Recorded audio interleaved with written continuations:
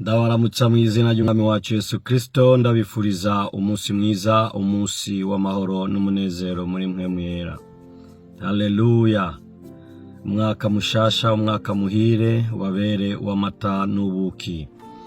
Mbega ninde yavuze yuko utazoheza umwaka w'2023?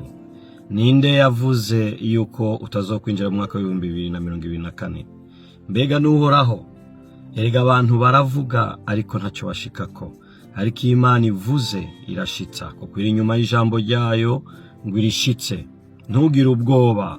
Imigambi y'abadayimoni, imigambi ya Satani, imigambi y'abansi bawe ntakizoshikako, kuko Mpwemu Yera araguteramiye, kuko ari kumwe nawe gushika kw'iherezo ry'isi. Umva ijambo akubwiye uno munsi muri Yesaya 43 umurongo wa 19. Aravuga ngo ngira nkore ikintu gisha, ko kigira giseruke ubu, mbega ntimuzokimenya? Haleluya. Ngira nkore ikintu gisha. Agiye gukora ikintu gisha Mpwemu Yera ku buzima bwawe, kugira ngo agaragaze ubwami bw'Imana winjiyemwo mu bantu bagukikuje, maze bamenye Imana iyo ariyo, bayihindukirire, bayicire bugufi, izina ryayo rihabwe icubahiro.